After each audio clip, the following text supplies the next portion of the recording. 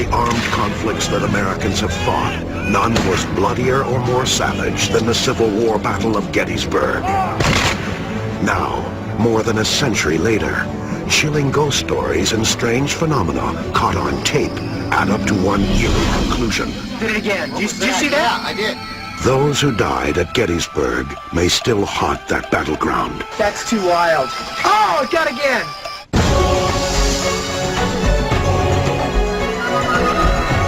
Cross this threshold to places of mystery.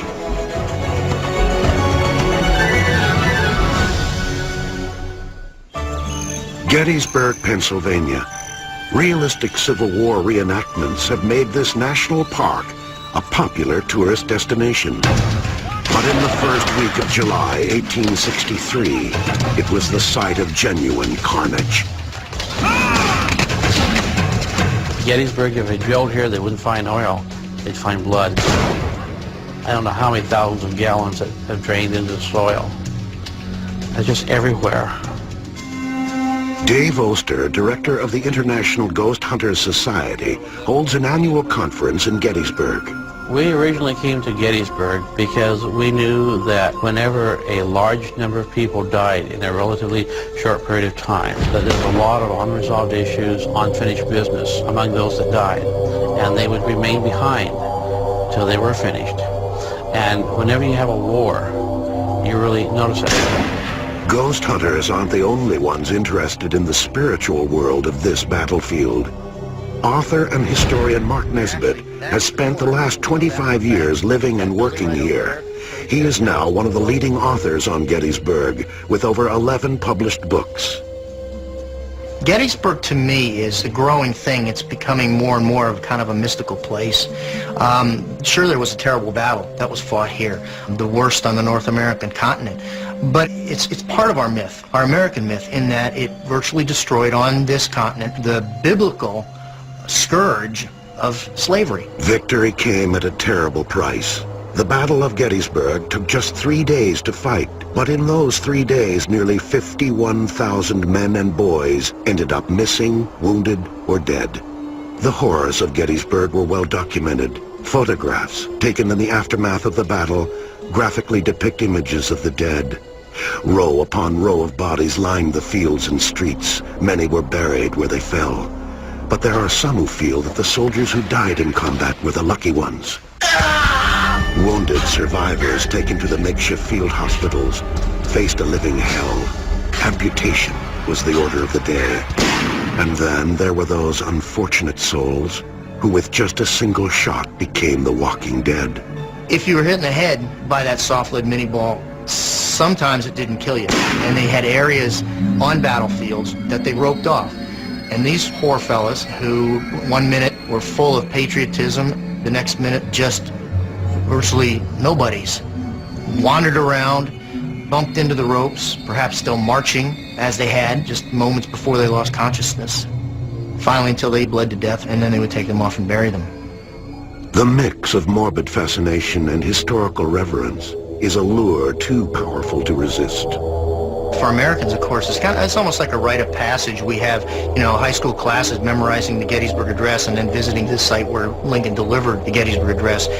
But with the advent of the ghostly aspect of it, I think people are coming here for a different reason. That ghostly aspect includes frightening apparitions and strange phenomena that defy explanation. Did you see that? Yeah, I did. When I tell people what I do, I'm a ghost hunter, most laugh and say, sure, right. And then a few minutes later, they'll come up to me and tell me a story. Everybody has a story. Stories of Gettysburg's haunted battlefields and buildings are not new. They reach back nearly 150 years. The numerous eyewitness accounts of contact with ghosts of fallen soldiers are too similar in detail and frequency to be dismissed. One paranormal epicenter is Pennsylvania Hall on the Gettysburg College campus.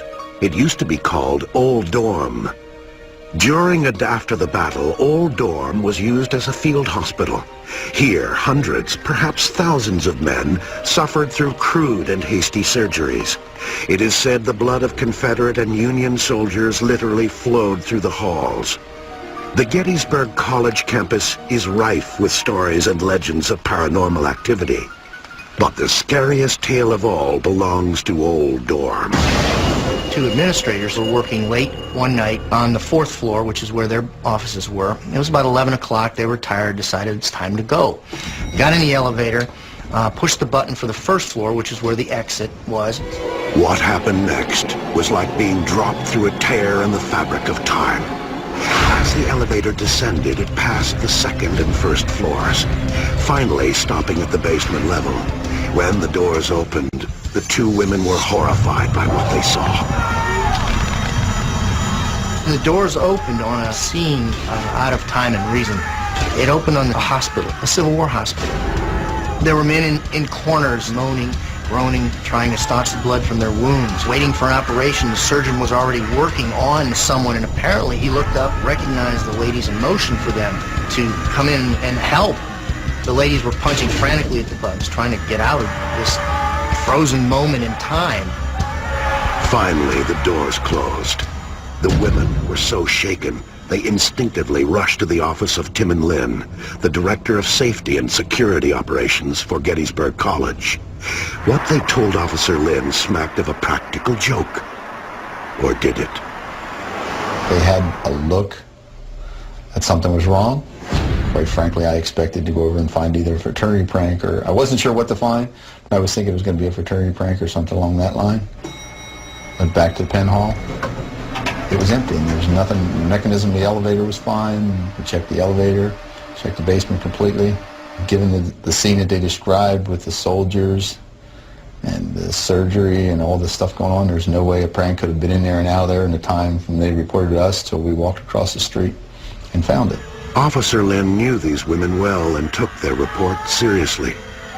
Their story doesn't change. It never did change any time we ever talked about it. And a lot of times you talk to people that maybe aren't sincere. The facts sometimes waver. They were pretty steadfast in what they said they saw and what they felt they saw. Dr. Charles Emmons is a professor of sociology at Gettysburg College, an expert on human behavior. Dr. Emmons believes that the actions of the two women lend credibility to their story. They didn't want to talk about it later. So it's not that they made it up, it's that they were afraid to talk about it. Why would they make it up and then refuse to talk about it?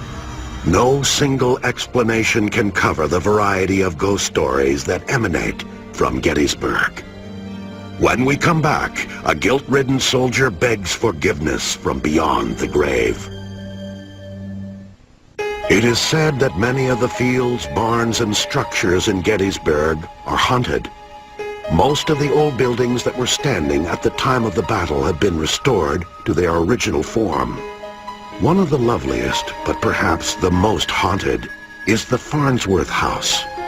Today it is such a popular bed and breakfast that travelers must book a room in advance.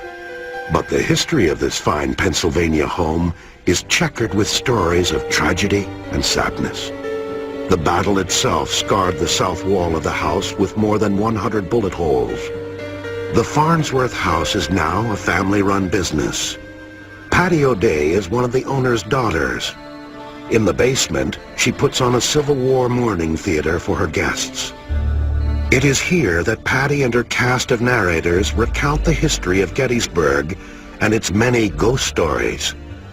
Perhaps one of the saddest chapters in the old home's past revolves around the only civilian casualty of the entire Gettysburg battle. It seems that Mary Virginia Wade, more commonly known as Jenny Wade, was not an intentional target. However, living directly across from the Farnsworth house put her quite literally in the wrong place at the wrong time. The only reason really why she was in the house actually and not in the cellar is because she was tending her sister had just had a baby and she was helping out. She was also baking bread to feed the soldiers. A three-story structure, the Farnsworth house was used as high ground by sharpshooters during the battle. From the house's garret, rebel soldiers had a clear shot at their adversaries. I don't know exactly what this fellow was thinking, but he was firing at Union soldiers that were in the yard in the Jenny Wade house. So of course a lot of those bullets would be stray bullets. Tragically, one of the bullets pierced the house's wooden front door and struck Jenny in the back. Her young life was snuffed out instantly. It is now commonly believed that the spirits of both Jenny and her killer stalk the hallways and rooms of the Farnsworth house. At night, one can hear Jenny asking, why? While the forlorn soldier begs forgiveness. Those aren't the only ghosts at the Farnsworth house. It seems that restless spirits frequent every floor. One of Patty's theater narrators experienced a Get ready for the shows, and she was actually seated in a chair, and she just sort of closed her eyes. She opened them, and it was just like the whole room was entirely blank. It was no longer the theater at all. The seats were gone, and she saw 3 soldiers, and one seemed to be in charge, and he was ordering these 2 other Confederate soldiers to pick up this long box that was on the floor, and he wanted them to go up into another level of the house. And the experience for her just lasted a few seconds, and then it just flashed back, and the theater, everything that, that's down in the cellar now reappeared. Although Patty speaks openly about the strange goings-on at the Farnsworth house, she discourages identifying it as haunted. She prefers the term rich with history.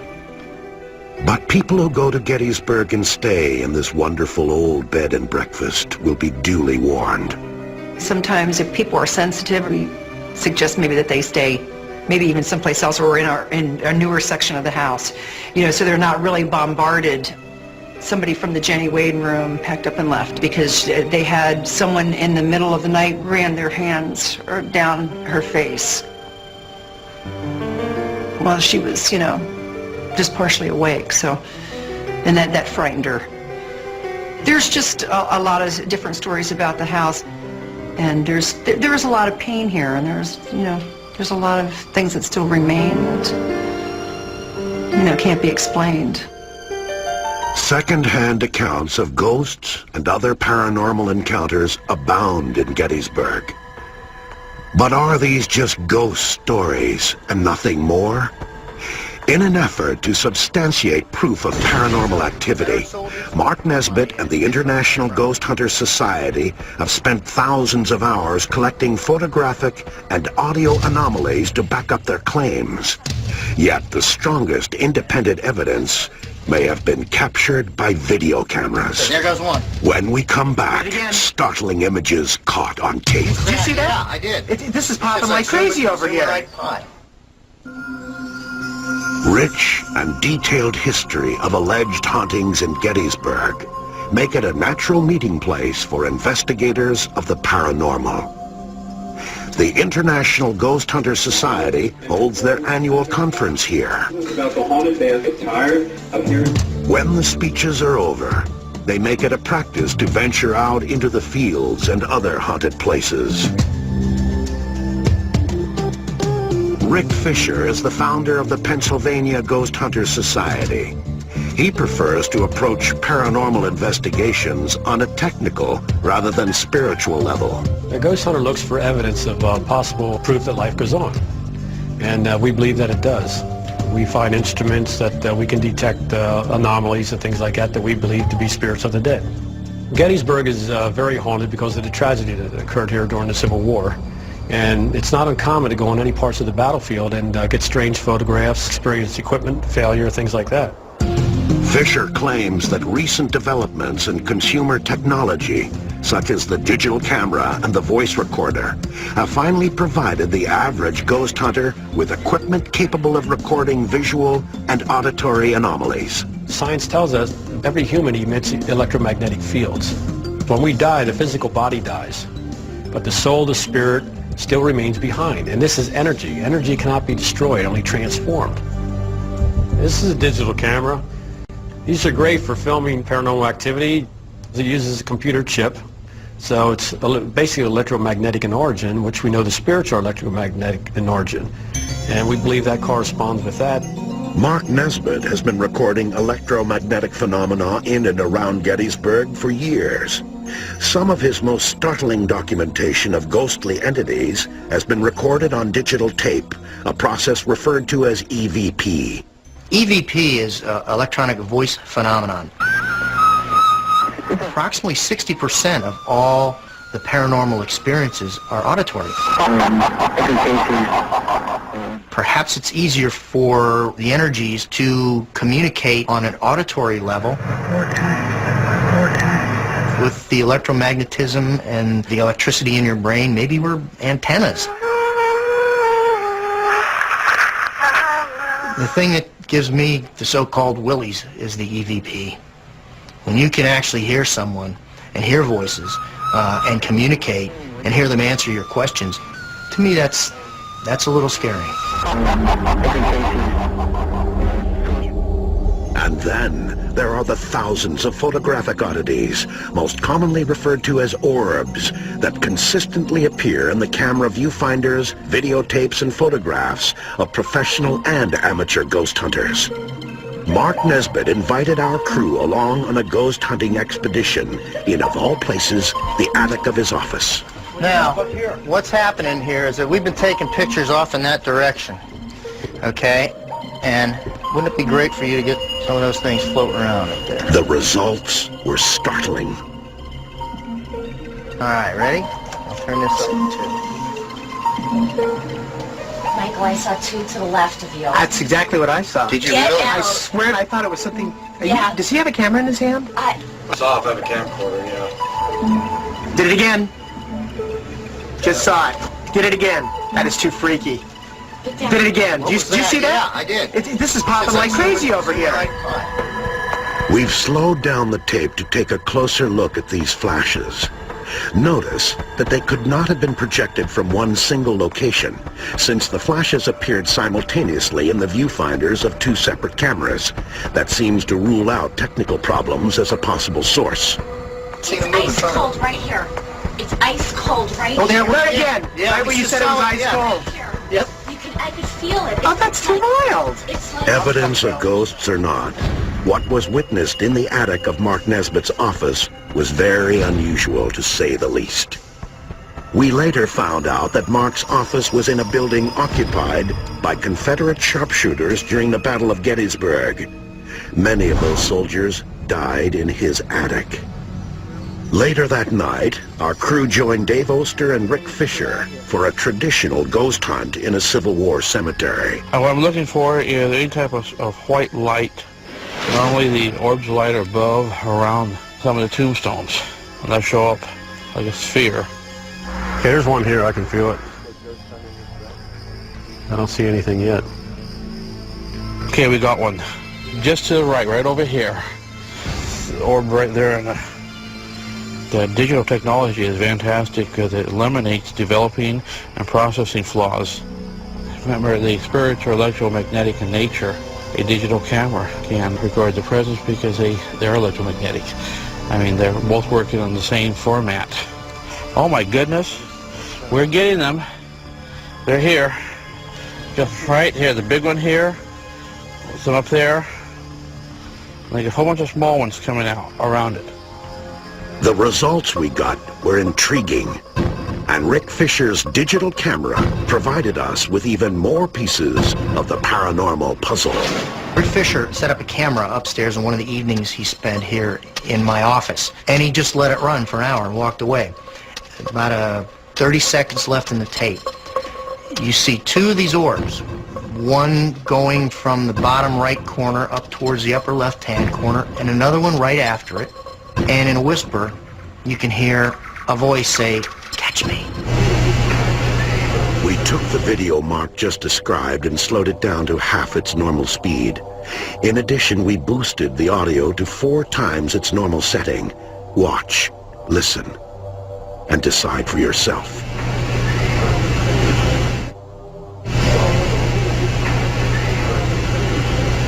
That's, to my knowledge, the first time that someone has combined video with EVP. So what are the orbs in these photographs? And what are the strange murmurings that ghost hunters like Nesbitt and Fisher capture on digital audio tapes? Are they the work of overactive imaginations, searching for some guarantee that life exists after death? Or are they something from beyond the grave that we are just beginning to understand? Why should this be a trivialized phenomenon when it may change our whole view of the universe and the nature of human beings? It is something truly amazing, and that it's just way beyond our ability to comprehend it.